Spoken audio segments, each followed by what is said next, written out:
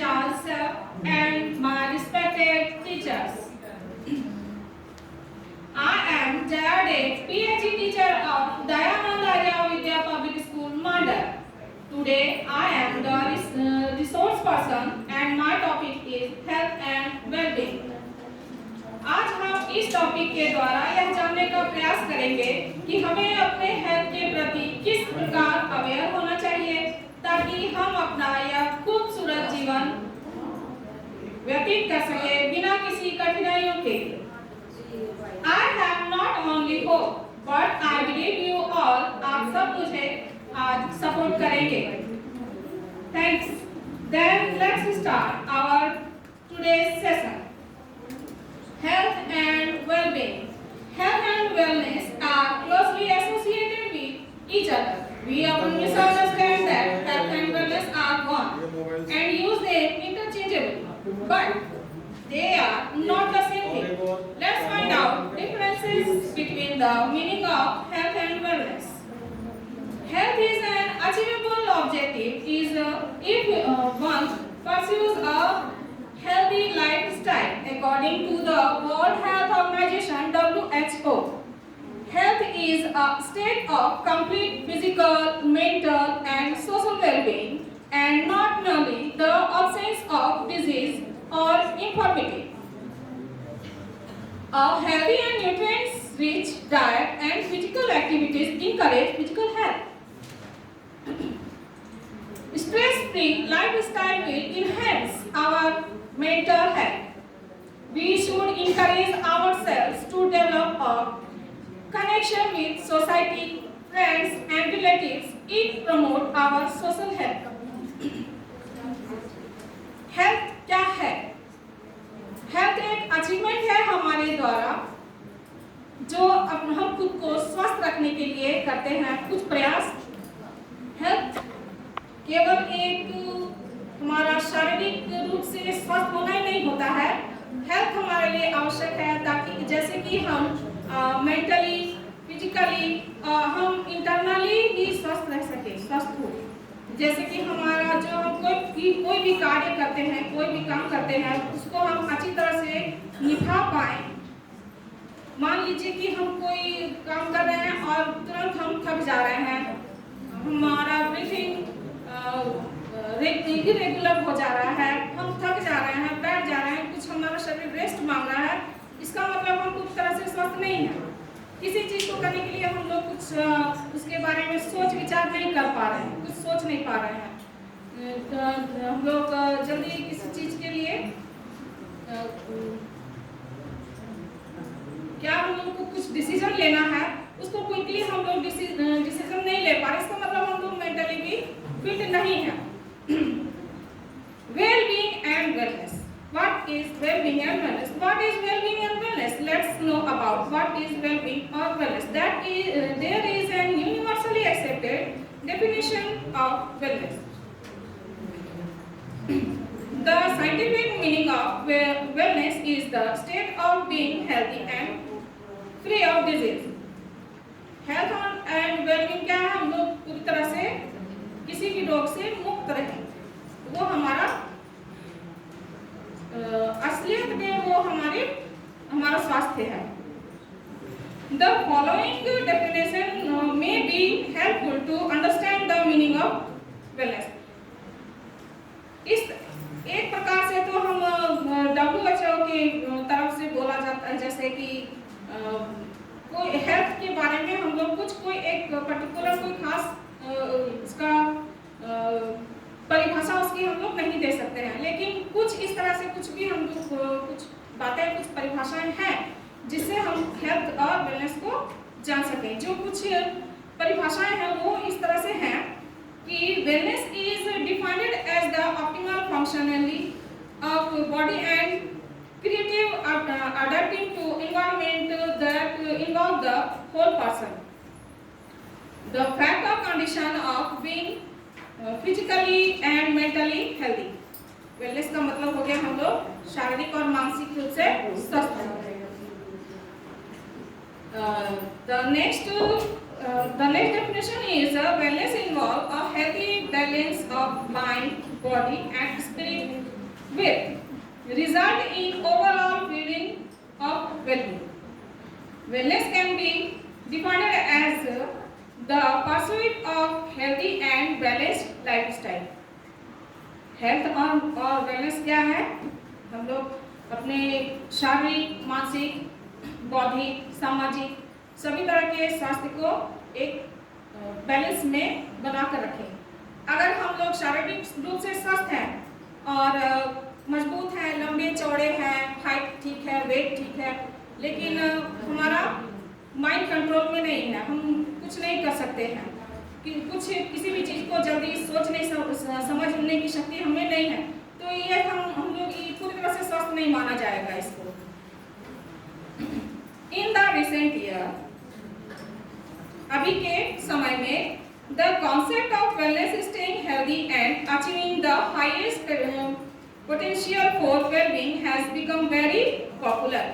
अभी जो भी हम लोग पैंडेमिक टाइम से जो गुजरे हैं, उसके बाद से लोग अवेयर हो गए हैं हेल्थ और वेलनेस के प्रति। जब बोला जाता है ना, जब लोग चोट खाते हैं तभी सुधरते हैं। Some corporations have developed wellness programs. कुछ कॉर्पोरेशन है, कुछ संस्थाएं हैं जो हेल्थ और वेलनेस को प्रमोट कर रहे हैं। हम लोग देखा जाए तो हेल्थ और वेलनेस के लिए क्या मान कर चलते हैं, सबसे जो स्वस्थ रहने के लिए सबसे ज्यादा उपयोग करना चाहते हैं अपने लाइफ में, exercise and yoga. Exercise and yoga में क्या डिफरेंस हो गया कि एक्सरसाइज हर कोई नहीं कर सकता है, हर कोई नहीं चाहे कि हम एक्सरसाइज करें, हो सकता है वो न कर पाए एज के चलते, है ना, या एक मतलब जैसे कि ज्यादा एज हो गया तो वो नहीं चाहे कूदना पाना ये सारा कुछ नहीं कर पाएंगे, तो उसके लिए वो क्या करेंगे, योगा को प्रमोट करते हैं ज्यादातर। तो अभी के टाइम में जैसे लेकर चलते हैं पतंजलि, है ना, योगा, रामदेव बाबा को उन्होंने प्रमोट किया योगा को, जिसके लिए सारे कोई अभी उसको एक्सेप्ट कर रहे हैं योगा को। कुछ करें ना करें, कम से कम आधा घंटा योगा के लिए जरूर निकाल लेते हैं। These corporations are willing to invest in this program because they have found that these resulted in increased employee productivity, decreased absenteeism। मतलब कि जो ये कॉर्पोरेशन है हेल्थ और वेलनेस के प्रोग्राम को इसलिए प्रमोट कर रहे हैं, इसके प्रमोट करने के पीछे क्या कारण है कि जितने भी जो एम्प्लॉय हैं, जो काम करते हैं, तो वहाँ पे क्या किया जाता है कि कुछ टाइम उनके वेलनेस के लिए योगा या फिर चिकित्सा शिविर लगा देते हैं उनके हेल्थ के लिए। तो इससे क्या होता है कि एम्प्लॉयज में क्या होता है कि एब्सेंस कम होता है। अगर स्वस्थ रहेंगे तो काम पर रोज ही जाएंगे, अगर बीमार पड़ गए तो क्या काम पर जा पाएंगे, नहीं जा पाएंगे, तो सब एब्सेंस हो जाते हैं। Better employ health and lower insurance cost. अब बीमार ही नहीं होंगे तो हेल्थ इंश्योरेंस की आवश्यकता ही नहीं होगी। These programs can help individuals develop abilities to participate in a variety of sports activity that are meaningful and satisfying।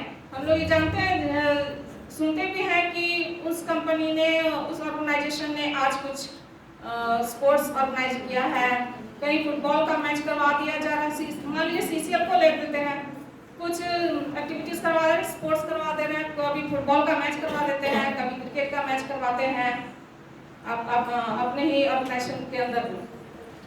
तो इससे क्या होता है कि जो एम्प्लॉय है वो स्वस्थ रह सकते हैं।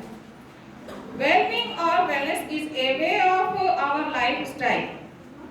Well-being has 7 dimensions that should be in harmony to achieve our well-being।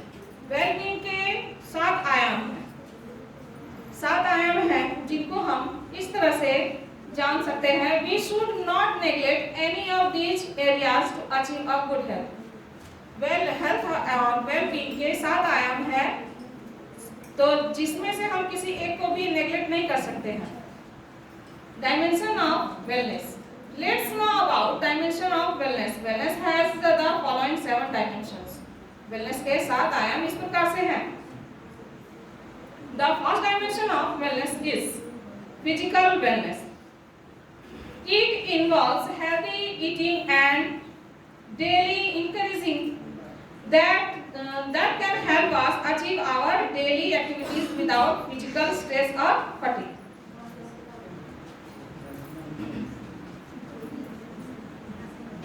हमारे रोज के अगर हम एक दिन किसी दिन मान लीजिए संडे के दिन छुट्टी होती है और हम सारा सप्ताह काम कर रहे हैं, सारा सप्ताह कुछ नहीं कर रहे हैं, उसके बाद एक दिन वीक में संडे को एक्सरसाइज फुल एक्सरसाइज 2 घंटे कर लिए, तो क्या हम उससे क्या स्वस्थ हो सकते हैं? पूरा पसीना बहा दिया, पूरा एकदम 1 घंटे तक 2 घंटे तक लगातार एक्सरसाइज कर दिए, तो क्या होगा? इससे हमारे बॉडी में वीक हो जाएगा बॉडी में हम थक जाएंगे, हम कर नहीं पाएंगे। We can achieve optimal physical health by combining beneficial physical activities and healthy eating. हम लोग को हेल्दी रहने के लिए सप्ताह में एक दिन 1 घंटा या 2 घंटा 3 घंटा एक्सरसाइज नहीं करना है। हेल्दी रहने के लिए हम लोग को रेगुलर एक्सरसाइज करना है और हेल्दी ईटिंग मतलब हेल्दी फूड्स लेने हैं,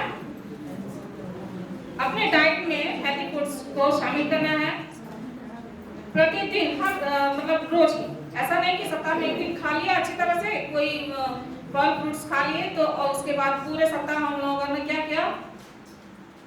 अनहेल्दी फूड्स ले लिए। तो इससे क्या होगा? हमारे डाइट पे फर्क पड़ेगा और हम हेल्दी ना होकर अनहेल्दी हो जाएंगे। हमारा जो सप्ताह में एक दिन जो हमने डाइट अच्छे वाले डाइट लिए हैं, उनका कोई भी वो 0 हो जाएंगे, वो उनका कोई भी हमारे शरीर पर अच्छा प्रभाव नहीं देखा जाएगा। We should follow these following diet chart plan to live a healthy and well-being life. Intellectual wellness, the second dimension of health and wellness. इसका मतलब हो गया बौद्धिक स्वास्थ्य। This dimension encourages creativity and acquiring new skills that further stimulate our mental activities. To attain intellectual wellness, we should analyze issues related to problem solving, accustoming to the changes and critical thinking.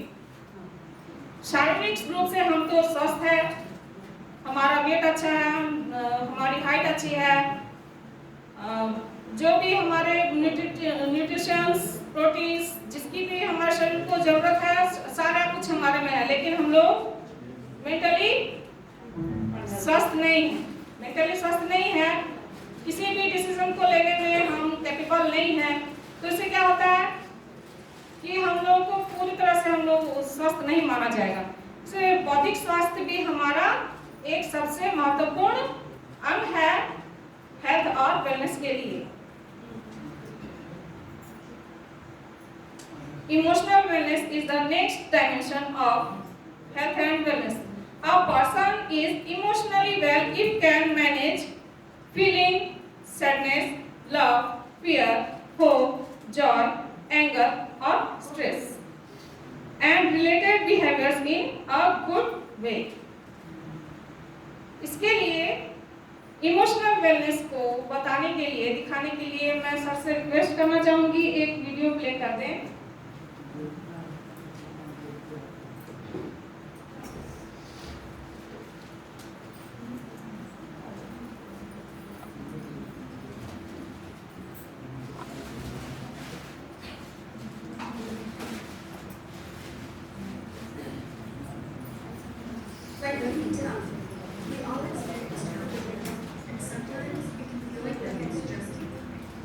It's possible to be overwhelmed by everything you feel, or to feel like your emotions control you instead of the other way around.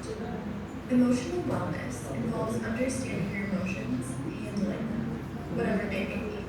It's not about eliminating all negative emotions.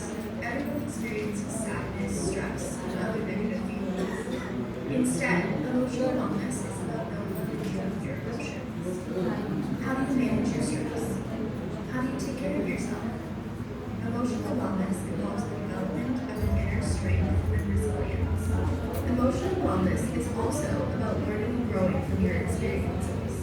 Whether you are experiencing a challenge or something you're excited and happy about, there are always things that you can take away from the experience that can help you grow as a person. So, how can you build emotional wellness? There are many things you can do, but here are some suggestions. Spend time doing the things that you enjoy. You can pick up a new hobby or restart an old one. Set weekly goals for yourself. Make sure the goals are realistic and achievable. Help others. It feels good when others do kind things for you, but it also feels good to do things for others. Try something new. You can try a new food, activity, or experience to get out of your comfort zone. Give up a bad habit. Use your creativity. Create something beautiful or helpful to give as a gift to someone you love. Be kind to yourself. Write a list of your positive attributes to remind yourself how strong you can be during difficult times. Reach out for support, whether you speak with a psychologist, a counselor, an elder, or someone else. It can be helpful to talk to someone. Practice meditation. Meditation can help you focus on the present moment. Create a vision board. Having a visual depiction of what you want and how you want to feel helps you focus on it, which in turn can help you to achieve it. Try a few of these suggestions to build your emotional wellness.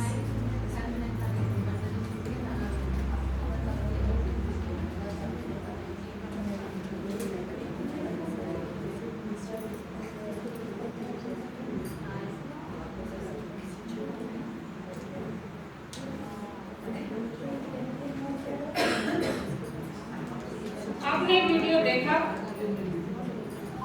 इसमें क्या बताया गया है कि हम अपने feelings को, emotion को कैसे कंट्रोल कर सकते हैं। इसका पता कैसे चलेगा? जैसे मान लीजिए कि क्लासरूम में ही अगर टीचर गए हैं,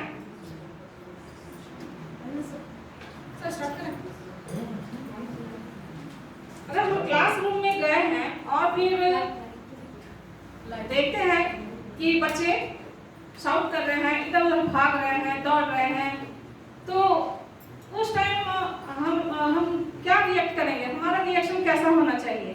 जाकर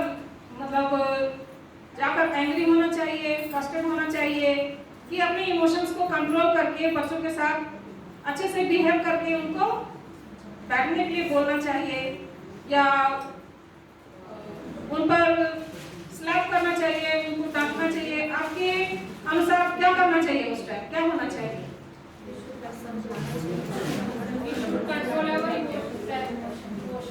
हाँ, थैंक यू मैम। अपने इमोशन को कंट्रोल करना चाहिए। और वो तो खुद चिल्ला ही रहे हैं बच्चे, अब हम भी अब वहाँ जाकर चिल्लाने लगे, उन पर शाउट करने लगे, तो उनमें और हमें कोई भी फर्क नहीं रह जाएगा। उस टाइम हम लोगों को खुद पर कंट्रोल करके उनको समझाना चाहिए कि क्लासरूम में आपको क्या करना है, कैसे बैठना है, कैसे रहना है, इसके बारे में उनको बताना चाहिए।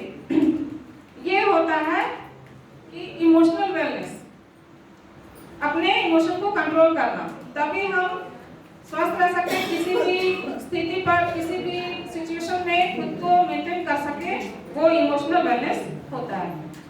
Next dimension is fourth dimension, spiritual wellness, आध्यात्मिक कल्याण। इसका ये अर्थ नहीं हुआ कि हम पूजा की थाली लेकर और भगवान के पास में बैठ जाए और पूजा करना शुरू कर दें। Spiritual wellness it includes the development of acknowledgement for human existence and the establishment of peace and harmony in our life. आध्यात्मिक कल्याण में मानव अस्तित्व के लिए स्वीकृति का विकास तथा हमारे जीवन में शांति और सद्भाव की स्थापना होनी चाहिए। स्पिरिचुअल वेलनेस में क्या होना चाहिए? सबसे पहला तो खुद को शांत रखने के लिए, अपने मेंटली पावर को इंक्रीज करने के लिए हम लोगों को सबसे पहले करना चाहिए मेडिटेशन। मेडिटेशन ऐसी विधि है जिससे हम खुद पर कंट्रोल कर सकते हैं। टेंशन जैसे एंगर, स्ट्रेस, टेंशन, ये सारा कुछ इससे हम लोग कंट्रोल कर सकते हैं। Next is the deep breathing. जब भी हम लोग स्ट्रेसफुल हो, टेंशन में हो, कुछ समझ में नहीं आ रहा कि क्या करना है नेक्स्ट, अब क्या करें, आंसर नहीं मिल पा रहा है, क्या होना चाहिए, आप अपनी आंखें बंद कीजिए, मन शांत कीजिए और कम से कम 5 से 6 बार डीप ब्रीथिंग कीजिए। क्योंकि हम लोग कभी कभी ऑक्सीजन हम लोग रेगुलर नहीं ले पाते हैं, हम लोग ऑक्सीजन लेना भूल जाते हैं। हम लोग जब बैठे हुए हैं किसी काम में बहुत पूरी तरह से डीपली चले जाते हैं, डूब जाते हैं, तो हम लोग ब्रीथिंग प्रॉपर नहीं ले पाते हैं। तो उसके लिए क्या होता है कि हमारे अंदर थोड़ा सा कुछ वीकनेस जैसा आता है और यीलिंग करते हैं हम लोग। यीलिंग कब किया जाता है? जब हमारे शरीर में ऑक्सीजन की कमी हो जाती है। इसीलिए जब भी आपको कुछ भी फीलिंग आ रहा है, स्ट्रेस आ रहा है, कुछ आ रहा है, आप एक जगह आराम से बैठ जाइए और कम से कम 5 टाइम्स डीप ब्रीथिंग कीजिए। आपका इमोशन, आपका मन शांत हो जाएगा, कंट्रोल में आ जाएगा।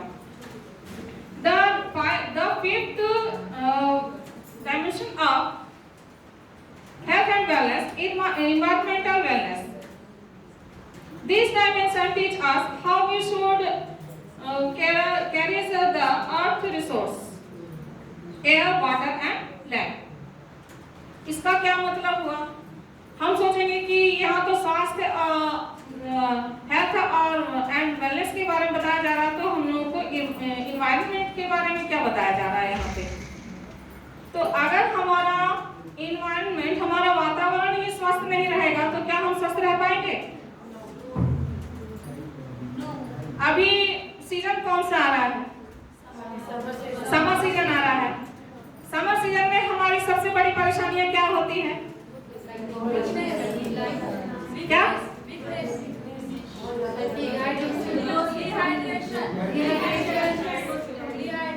समर वेकेशन सबसे बड़ी परेशानी हमारी होती है गर्मी, ठीक है। उसके बाद शाम को अगर थोड़ा सा रिलीफ मिलता है तो उसके बाद सबसे बड़ी परेशानी क्या होती है? मच्छरों का आना।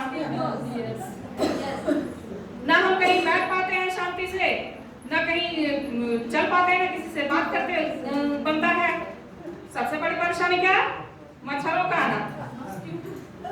तो इसके लिए हम लोग क्या करते हैं? मस्कीटो किलर्स यूज करते हैं, है ना। उससे क्या होता है? एयर पॉल्यूशन होता है ना। अब एयर पॉल्यूशन होने का कारण हो गया मच्छरों का आना। अब मच्छरों का आना कहाँ से हो गया? मच्छरों का आना हो गया हमारे आसपास के गंदगी से, है ना। तो हाँ, तो खराब क्या हुआ? एनवायरनमेंट खराब है, तभी तो मच्छर आ रहे हैं, तभी हमें परेशानी हो रही है। मच्छरों के काटने से हम क्या होंगे? बीमार पड़ेंगे, अस्वस्थ होंगे। तो सबसे बड़ा यह तो हो गया वेलनेस के लिए मच्छरों का खात्मा। और सबसे बड़ा हो गया कि आसपास का एनवायरनमेंट साफ रखना। इसमें क्या है? खराब वायु, जल प्रदूषण।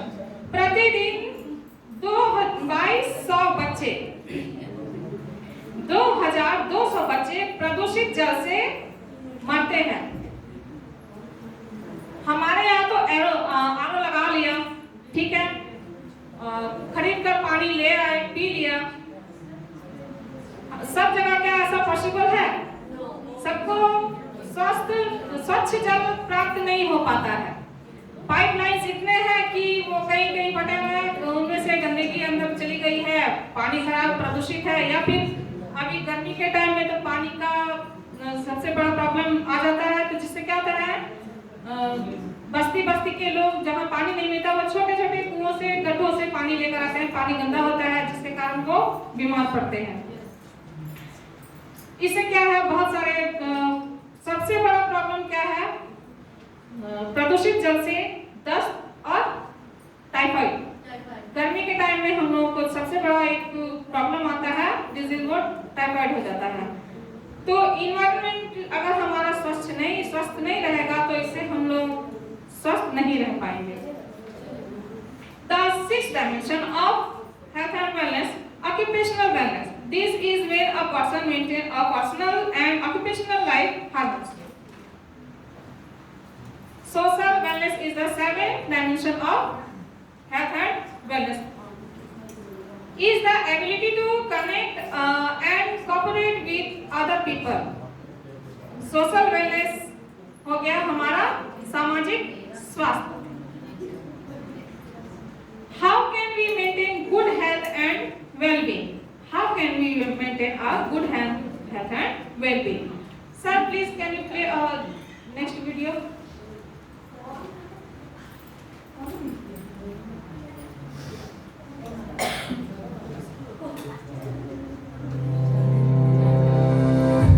Yoga is an ideal exercise to body and mind.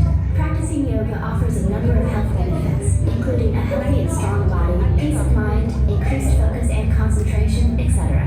Yoga has its significance since ancient times, and it is true that yoga has helped many of us to live calm and peaceful lives. Let's take a look at 9 proven health benefits of yoga. Improves your flexibility and posture. You only need to include yoga in your daily routine to benefit from a body that is strong, supple, and flexible.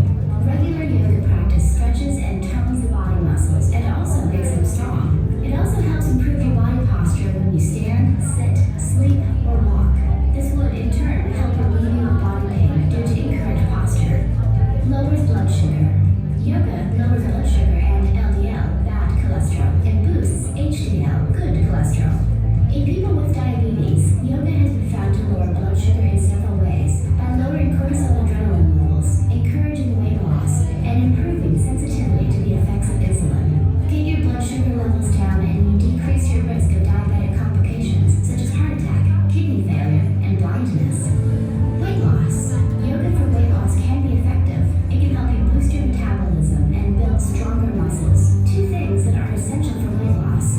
If you start to eat more whole organic foods while performing a daily yoga routine, you'll be more likely to see the pounds come off quicker. Better breathing. Yoga includes breathing practices known as pranayama, which can be effective for reducing our stress response, improving lung function, and encouraging relaxation. Many pranayamas emphasize slowing down and deepening the breath, which activates the body's parasympathetic system or relaxation response. By changing our pattern of breathing, we can significantly affect our body's experience of and response to stress. Circulation. Yoga improves blood circulation. By transporting nutrients and oxygen throughout your body, yoga practice provides healthier organs, skin, and brain.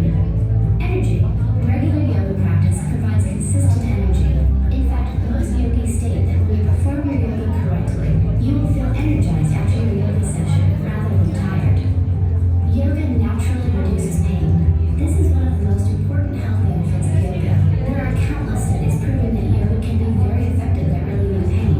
It doesn't matter if you suffer from fibromyalgia, arthritis, or migraine headaches. Yoga has been proven to effectively reduce pain from all these ailments. And if you are one of the millions of people that suffer from back pain, yoga can make that pain practically disappear. Cardiovascular conditioning. Even a gentle yoga practice can provide cardiovascular benefits by lowering resting heart rate, increasing endurance, and improving oxygen uptake during exercise. Mental sharpness. Regular practice of yoga has been shown to help with memory and concentration, and even, in recent studies, it's been shown to help prevent and treat Alzheimer's disease.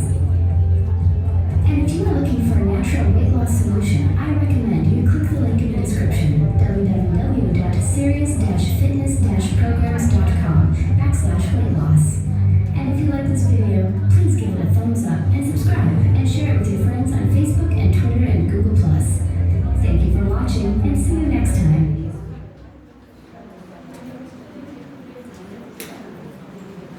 Thank you, sir.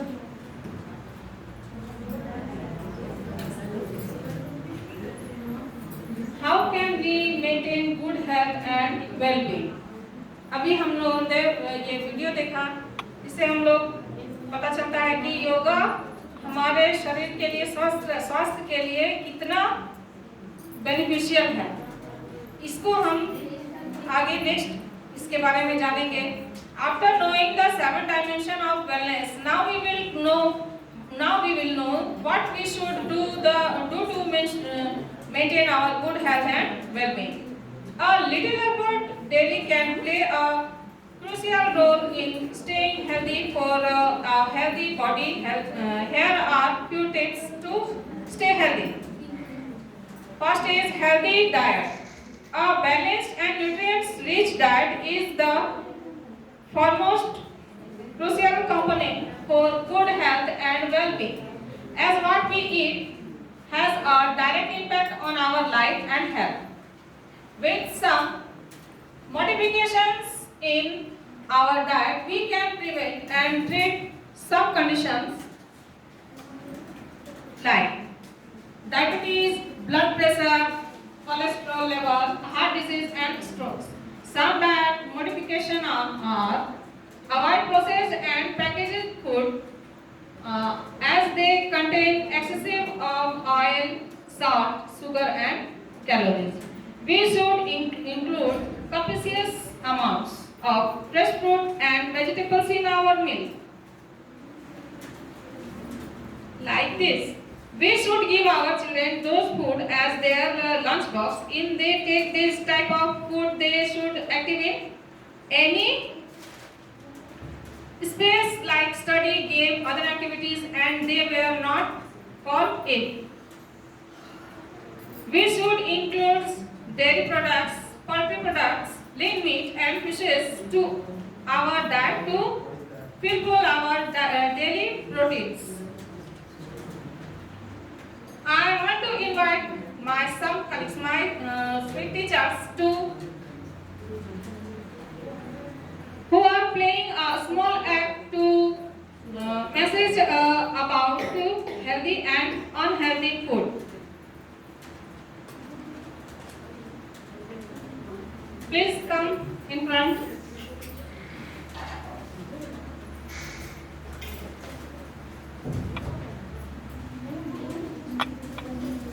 निकल गया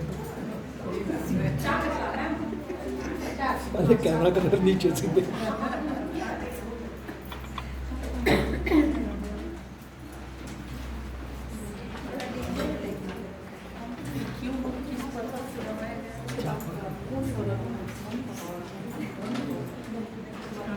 इनको भी नहीं पता था, आपको नहीं पता था।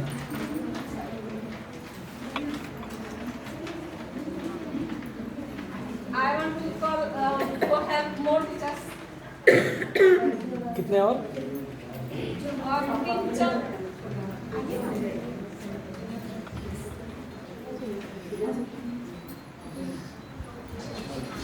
इसमें करना क्या है कि दो चार्ट है, healthy food है, unhealthy food है और healthy food है और ये unhealthy food हो गया, ठीक है। तो यहाँ पे स्लोगन है, ठीक है, यहाँ पे बोलना है इसको, ठीक है। देखिए हेल्दी फूड वाला सब ना जैसे जिम बॉडी है बोलिएगा हेल्दी वाला एकदम ना देख लीजिए, बैड बॉडी ऐसा ही ना बोले चलिए, उसके बाद ऐसे साइड में जाती है ना, बहुत दिख रहा है ना इसके है ना, उसके बाद कुछ दवाई जैसा करेंगे आपको दिखा देंगे है ना, गवर्नमेंट ठीक है, और जो भी एक्टिविटी बताएंगे तो आप लोग अच्छे से कर लीजिएगा, ठीक है।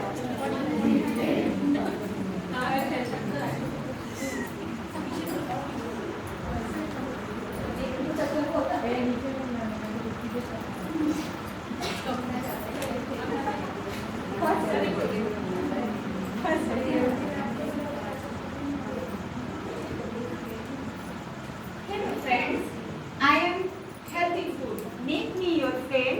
I give you good health, energy, strength and nutrition.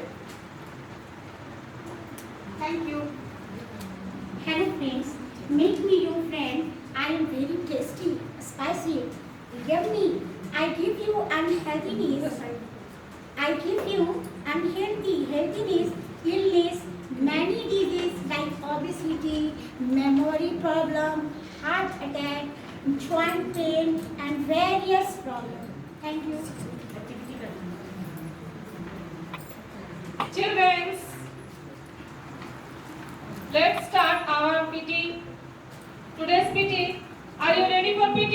Yes, ma'am. Okay.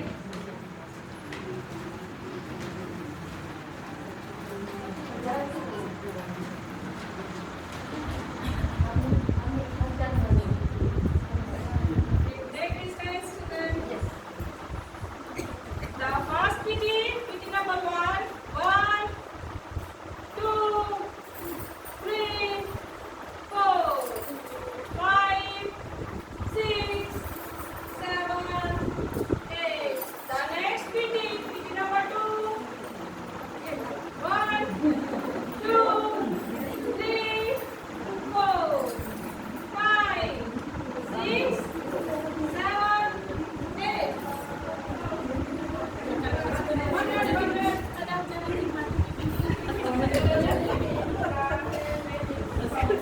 What happened? मैं बहुत ज़्यादा चक्कर आ रहा है। अच्छा, आज तुमने क्या खाया? क्या लंच में? क्या ब्रेकफास्ट में क्या लिया था? Oh my God, unhealthy food. आपको क्या हो गया? जॉइंट में काफी पेन हो रहा है। अच्छा, क्या खाया था? डिनर क्या लिया था कल रात को? अभी सुबह क्या ब्रेकफास्ट किया?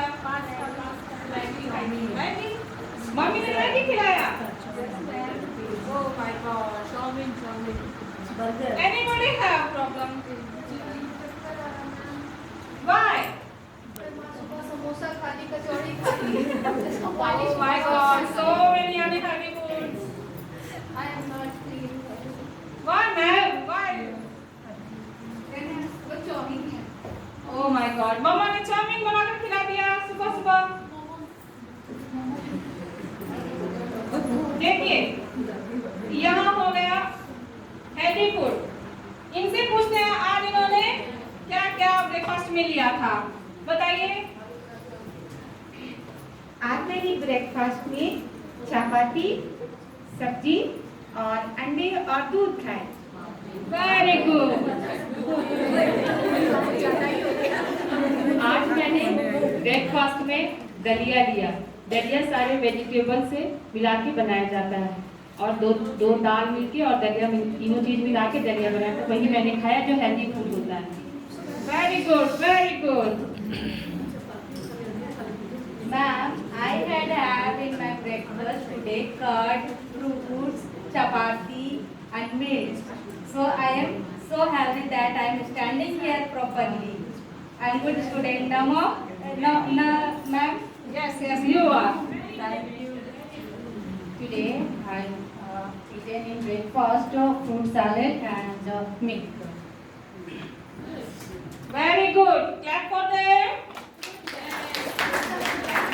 इससे हम यहाँ क्या देखते हैं इस एक्टिविटी से कि ज्यादातर हम लोग देखते हैं, मैं एक as a physical education teacher मैं देखती हूँ कि सुबह सुबह जब प्रेयर में बच्चे लोग पीटी के टाइम में या प्रेयर के ही टाइम में बहुत सारे बच्चे लोग चक्कर खाकर गिरने लगते हैं, वॉमिट फील होता है उनको। तो उनसे पूछने पर इसी तरह के जवाब सामने आते हैं। अनहेल्दी फूड लिया जाता है सुबह सुबह, तो जिससे क्या होता है कि बच्चों को तो एक न्यूट्रिशंस पूरे मिल नहीं पाते हैं, ऊपर से क्या होता है कि वो अनहेल्दी हो जाते हैं, जिससे वो प्रॉपर ना तो पढ़ पाते हैं ना कुछ एक्टिविटी कर पाते हैं।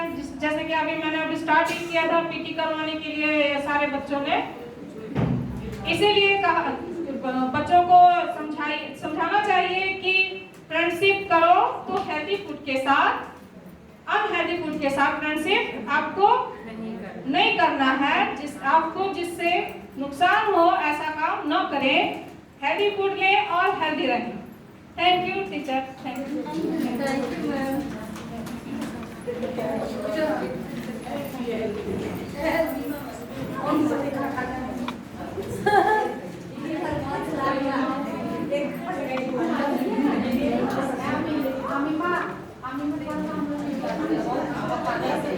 Now we are coming to the point yoga. मैंने जो अभी यहाँ पे जो आपने देखा वीडियो प्ले हुआ योगा के बारे में, The next point is regular exercise and yoga. A habit of daily exercise or exercising 5 days a week for 30 to 40 minutes. So significant benefits. हम रोज एक्सरसाइज नहीं कर पाते हैं, योगा नहीं कर पाते हैं. As a employ, as a teacher हम लोगों को मॉर्निंग में ही स्कूल में आना पड़ता है, सुबह उठना पड़ता है, काम करना पड़ता है सारे घर का. तो हमारा क्या बोलना होता है कि हमारे पास तो टाइम ही नहीं है, हम कब करें एक्सरसाइज, कब योगा करें. तो इसका सॉल्यूशन ये है कि ऐसा कोई टाइमिंग पर्टिकुलर नहीं होना चाहिए कि कोई भी काम हम लोग जो मॉर्निंग में करते हैं, सुबह में करते हैं, वो ज़्यादा बेनिफिशियल होता है. सुबह के समय में कोई भी काम, चाहे पढ़ाई लिखाई हो, चाहे एक्सरसाइज हो, कुछ भी करें, सुबह के समय में करना ज़्यादा लाभदायक होता है. तो ऐसा नहीं है हमारे पास में अगर समय नहीं है एक्सरसाइज या योगा के लिए, कोई हमारे अपने स्वास्थ्य के लिए, तो हम क्या करें कि शाम के समय में कम से कम खुद के लिए 15 से 30 मिनट का टाइम निकालें और कुछ योगा के आसन करें. एक्सरसाइज तो सब कर नहीं सकेंगे, है ना. ज्यादातर लोगों को प्रॉब्लम होता है जॉइंट्स का, जिससे वो लोग नहीं कर पाते हैं. एक्सरसाइज होता है कि आपको पूरा होल बॉडी एक्टिव करना पड़ता है. और आप योगा में क्या कर सकते हैं कि अगर किसी को कोई ज्यादा कुछ प्रॉब्लम है तो वो कहीं भी, अगर नीचे बैठने में प्रॉब्लम है तो आप एक चेयर ले लीजिए, चेयर में बैठ के कम से कम प्राणायाम कर सकते हैं. अगर एक्सरसाइज ना कर पाए, कुछ छोटे मोटे कुछ योगा कर सकते हैं, कुछ आसान से आसन कर सकते हैं, जिससे आपको बेनिफिट जरूर मिलेगा और बहाने का टाइम नहीं मिलेगा.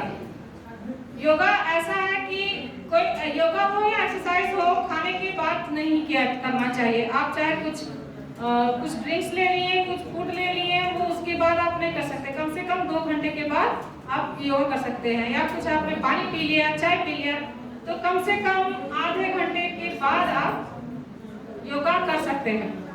इसीलिए अब नो बहाना, थोड़ा सा टाइम निकालना और अपने स्वास्थ्य को आगे बढ़ाना. सप्ताह में आप रोज ना कर पाए तो कम से कम सप्ताह में 4 या 5 दिन रूटीन में जरूर शामिल करें.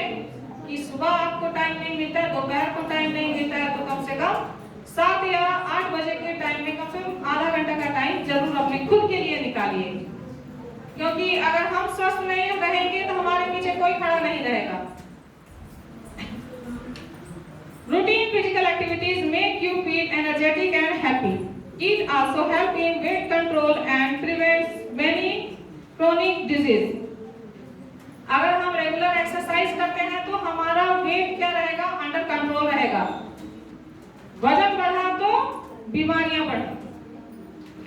We should include any exercise like this: yoga, aerobics, swimming, walking, jogging और cycling. कोई जरूरी नहीं है कि आपको एक्सरसाइज ही करना है, कोई जरूरी नहीं कि आपको योगा ही करना है. अगर आपको इनमें से कुछ भी अच्छा लगता है, जैसे जॉगिंग करना ही अच्छा लगता है, वॉकिंग करना ही अच्छा लगता है, तो अपने रूटीन में इसको शामिल कीजिए. It also helps us deal with mental problem, depression और एंजाइटी. अगर आप स्वस्थ शरीर में ही स्वस्थ दिमाग रहता है, स्वस्थ शरीर में ही स्वस्थ दिमाग रहता है. अगर हमारा शरीर स्वस्थ नहीं है, हमारे सर में दर्द है, हमें कुछ प्रॉब्लम आ रहा है, हमें थकावट लग रही है, तो हम कोई भी काम नहीं कर पाएंगे. Next topic is keep a tab on weight. This is the most important step of growing healthy and wealthy. Maintaining a healthy weight improvement our health and overall well-being. An overweight person may have increased changes of many health conditions.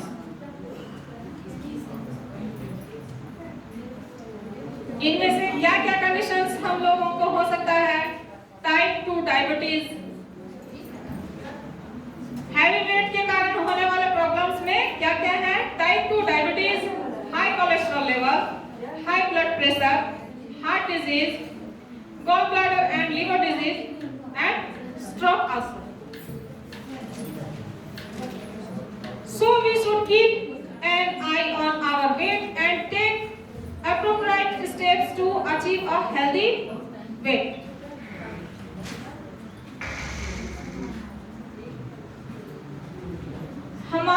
हमें कैसे पता चलेगा कि हमारा wait कितना होना चाहिए? तो हाइट के अकॉर्डिंग हमारा वेट होना चाहिए। अगर हमारा हाइट 4 फीट 10 इंच है तो हमारा वेट होना चाहिए 41 to 52 kg। अगर हमारा हाइट 5 फीट है तो हमारा वेट होना चाहिए 45 to 55.7 kg। अगर हाइट 5 फीट से ज्यादा है यानी कि 5 फीट 2 इंच है तो हमारा वेट होना चाहिए 49 to 63 kg। अगर हाइट 5 फुट 4 इंच है तो हमारा वेट होना चाहिए 49 to 63। 5 फुट से 6 फुट लंबे व्यक्ति के लिए वेट होना चाहिए 53 to 67 kg के बीच ही होना चाहिए। अगर हमारी हाइट 5 फुट 8 इंच है तो हमारा वेट होना चाहिए 56 to 71 kg। 5 फुट 10 इंच वाले व्यक्ति के लिए 59 to 75 kg के बीच वेट होना चाहिए। अगर हमारी हाइट है 6 फीट जिसकी हाइट है तो उनका वेट होना चाहिए 63 to 80 kg। ये तो हाइट के अकॉर्डिंग हमारा वेट हो गया और एज के अकॉर्डिंग वेट हमारा क्या होना चाहिए वो देखते हैं। 19 to 29 इयर्स के पुरुषों का वजन होना चाहिए 83.5 kg, जबकि इसी एज की महिला का वेट होना चाहिए 73.4 kg। 30 से 39 साल के पुरुषों का वजन 90.3 kg होना चाहिए, जबकि इस एज ग्रुप की महिलाओं का वजन 76.7 होना चाहिए। 40 to 49 वर्ष के पुरुषों का वजन 90.9 एंड इसी एज की महिलाओं का वजन 76.2 होना चाहिए। 50 से 60 वर्ष के पुरुषों का वजन 91.3 और महिलाओं का वजन 77 होना चाहिए। ये तो हो गया हमारा वेट। अगर वेट कंट्रोल से बाहर हो गया तो क्या होगा? हटेंगे तो नहीं कम से कम, लेकिन बहुत सारे जो डिजीज हैं वो हमें घर कर जाएंगे। सबसे ज्यादा तो होना चाहिए क्या? डायबिटीज और थायराइड, और सबसे ज्यादा डर है हार्ट डिजीज का।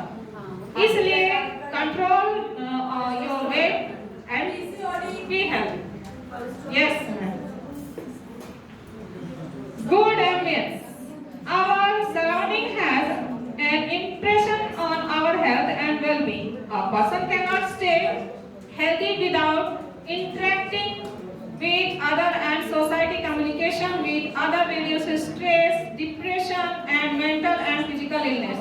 अगर हम सामाजिक नहीं रहे, समाज के साथ जुड़े हुए नहीं रहे तो हम ऐसे ही बीमार पड़ जाएंगे, पागल हो जाएंगे। अगर किसी व्यक्ति को एक कमरे में बंद कर दिया जाए, उसको बोला जाए कि 1 महीने तक आप इसी रूम में रहिए, आपको कहीं खाना पानी जो भी आपकी डेली लाइफ की जरूरतें हैं सब आपको यहीं मिल जाएगा, आपको यहाँ से बाहर नहीं जाना है, ठीक है। 1 महीने में ही व्यक्ति क्या होगा?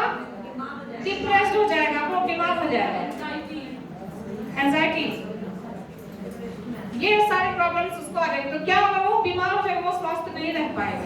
इसीलिए स्वस्थ रहने के लिए सामाजिक होना व्यक्ति का जरूरी है। Next one is proper sleep routine. सबसे ज्यादा मेन क्या है? अच्छी नींद। अगर अच्छी नींद नहीं होगी तो क्या होगा? क्या होगा बताइए? सबसे पहली बात तो है कि आपकी खूबसूरती कम हो जाएगी, आंखों के नीचे काले घेरे पड़ जाएंगे, है ना?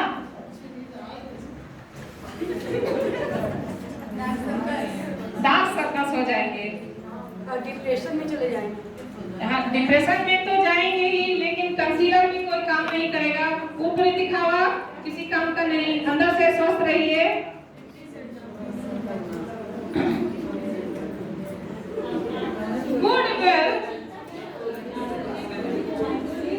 Good sleep help our body to rejuvenate and energetic to function appropriate. A good sleep at least 6 to 8 hours. हम लोगों को पूरी नींद लेने के लिए पूरी तरह से पूरी नींद कितनी होनी चाहिए? 2 घंटे 12 घंटे 6 to 8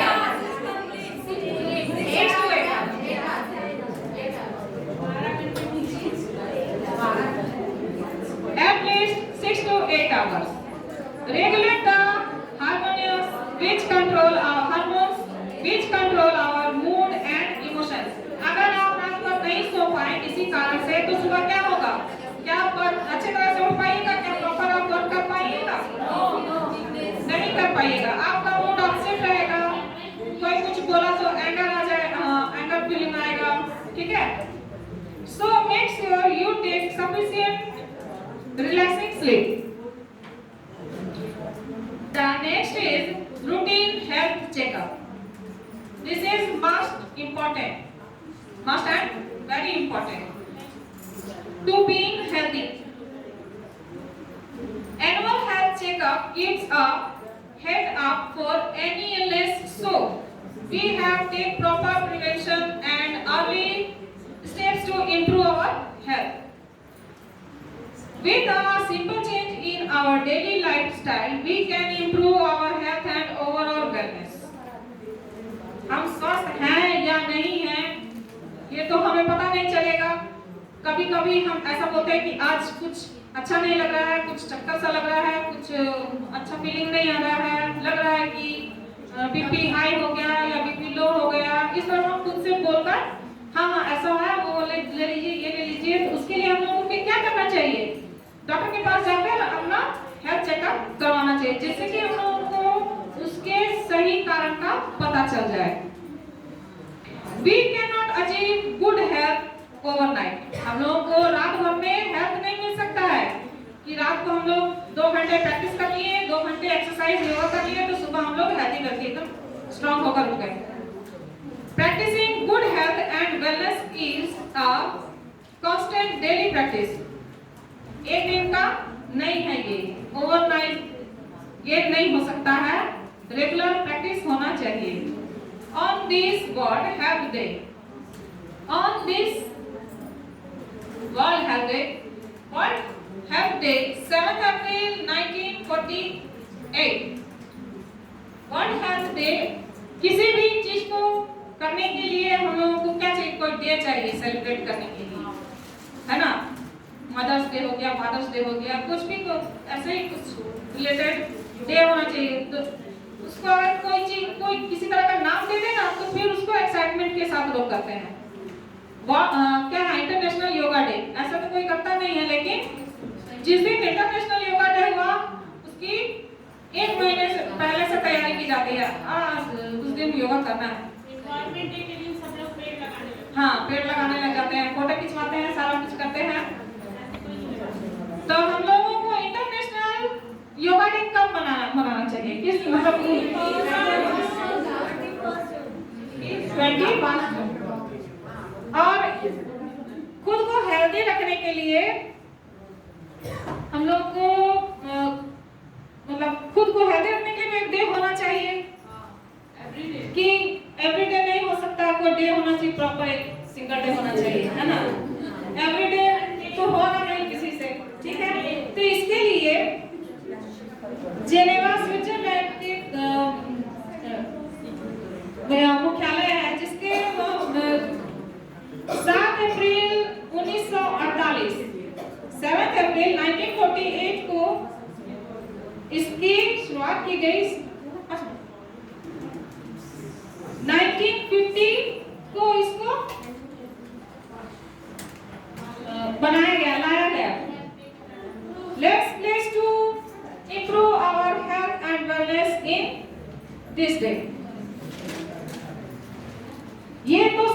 हो गया। बाकी रह गया क्या? हेल्दी रहना। क्या हमारे अंदर, हमारे कंट्रोल में है हेल्दी रहना? हेल्थ और वेलनेस के लिए भी गवर्नमेंट की तरफ से रूल रेगुलेशंस बनाए गए हैं। Right to health. क्या स्वास्थ्य का अधिकार एक मौलिक अधिकार है? हमारे कॉन्स्टिट्यूशन में हमारे अधिकारों की व्याख्या की गई है, जिसके अंतर्गत राइट टू हेल्थ भी डिस्क्राइब्ड है। Let's know about our right to our health and responsibility of state about it. Health किसी भी स्टेट के लिए उसके सिटीजन के हेल्दी रहने के लिए रिस्पांसिबिलिटी बनता है उस राज्य का। यह काफी नहीं है कि शरीर में रोग या दुर्बलता का भाव हो तो वह स्वस्थ शरीर कहा जा सकता है, बल्कि स्वास्थ्य संपूर्ण शारीरिक, मानसिक, आध्यात्मिक और सामाजिक आरोग्य की अवस्था को माना जाता है। हम यह जानते हैं कि जिस देश के नागरिक स्वस्थ होते हैं वह देश विकास करता है। कोरोना की महामारी के समय जब हमारे स्वास्थ्य पर खतरा मंडराया, तब हम अपने स्वास्थ्य के लिए जागरूक हुए। हमारा स्वास्थ्य हर जगह पूरी तरह से प्रभावित हुआ। इसके लिए समय रहते हमें अपने स्वास्थ्य के प्रति जागरूक होना चाहिए। किसी नेक्स्ट पैंडेमिक के लिए हम लोगों को तैयार रहना चाहिए।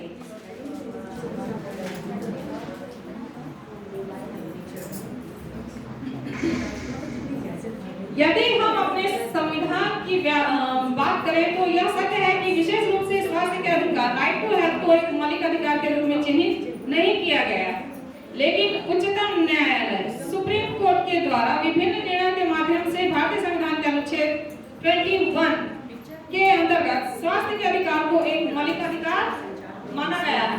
अनुच्छेद 21 जीवन और व्यक्तिगत स्वतंत्रता के अधिकार की गारंटी देता है। ऐसे तो और भी विभिन्न प्रावधान हैं जो व्यक्ति के स्वास्थ्य से संबंधित है, परंतु अनुच्छेद 21 ही है जो मौलिक अधिकार के संबंध में स्वास्थ्य के प्रति पहचान देता है। वास्तव में जीवन के अधिकार में मानव गरिमा के साथ जीने का अधिकार को प्रदान किया गया है। वहीं अनुच्छेद 47 पोषाहार स्तर और जीवन स्तर को ऊंचा करने तथा लोक स्वास्थ्य के सुधार के लिए राज्य के कर्तव्य duty of the state is the rise of level of nutrition and the standard of living and to improve public health के विषय में बात करता है। हम इतने सारे हेल्थ अवेयरनेस के बारे में बात किए हैं, तो हम लोग को एक मोस्ट इम्पोर्टेंट भी टॉपिक को उठाना चाहिए, बोलना चाहिए।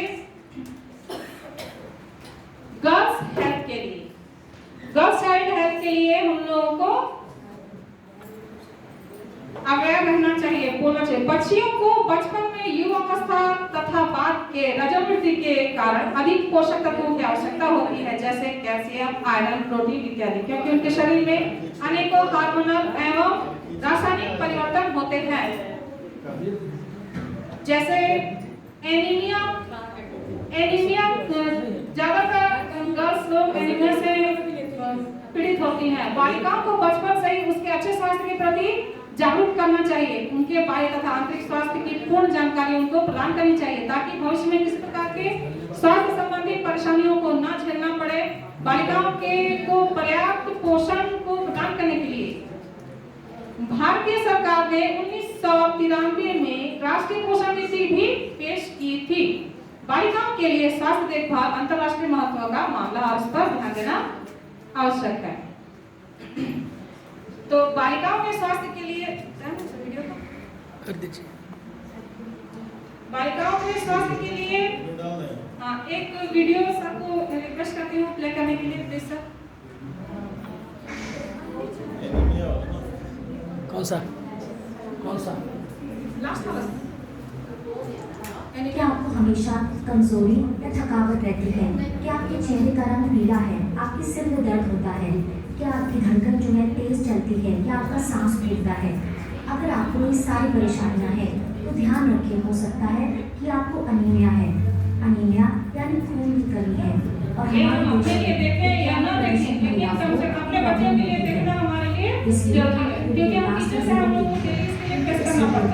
आपको खून की कमी के कारण और उपचार के बारे में सारी जानकारी दूंगी। अनीमिया यानी कि खून की कमी कब होती है? अनीमिया या खून की कमी तब होती है अगर हमारे शरीर में हीमोग्लोबिन की मात्रा कम है। हीमोग्लोबिन हमारे खून का वो हिस्सा है जो हमारे शरीर के कोने कोने में ऑक्सीजन को पहुंचाता है। और ऑक्सीजन क्या करती है? ऑक्सीजन हमारे शरीर में एनर्जी पैदा करती है।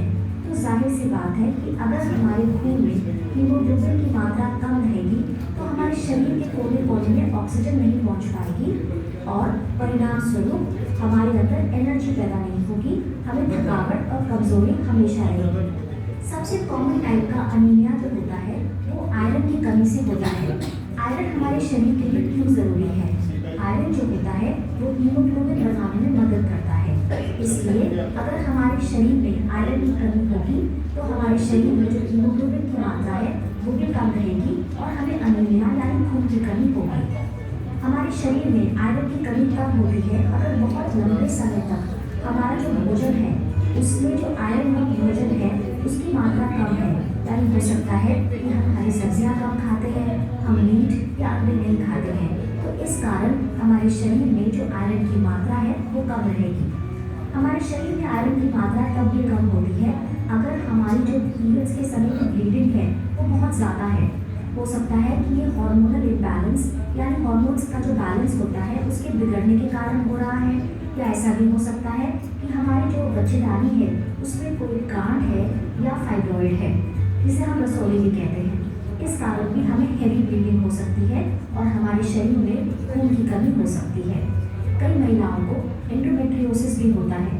एंडोमेट्रियोसिस के ऊपर हमने पूरा विस्तार में वीडियो बनाया है, आप उसको ज़रूर देखिए। फिर भी मैं आपको बताना चाहूँगी कि एंडोमेट्रियोसिस में हमारी श्रोणी के अंदर भी अंदरूनी ब्लीडिंग होती है, जिस कारण भी कई महिलाओं में खून की कमी हो जाती है। कई महिलाओं में खून की कमी तब भी हो सकती है अगर आपके पेट में कीड़े हैं। इसके अलावा कई बार हमारे पेट में अल्सर भी हो सकता है। अब ये अल्सर कैसे आता है? कई बार हम बहुत लंबे समय तक दर्द की गोलियां लेते हैं। दर्द की गोलियों के सेवन के कारण हमारे पेट के अंदर अल्सर बन सकते हैं और जब ये अल्सर अंदरूनी ब्लीडिंग करते हैं तो हमारे अंदर खून की कमी हो सकती है। इसके अलावा कई बार आपकी आंतों में पॉलिप बनता है या आपके पेट में कैंसर भी हो सकता है। इन बीमारियों का भी एक लक्षण होता है खून की कमी यानी अनीमिया। अनीमिया यानी खून की कमी प्रेग्नेंट महिलाओं में क्या आपको हमेशा कमजोरी है? जैसे आप पालक खा सकते हैं। चलिए एंड कीजिए। ये सारा कुछ देखने के बाद हम ये कह सकते हैं कि happiness is the highest form of health. जागरूक रहें, स्वस्थ रहें। धन्यवाद। जय हिंद। बंद कीजिए, बहुत रिस्क वाला काम है।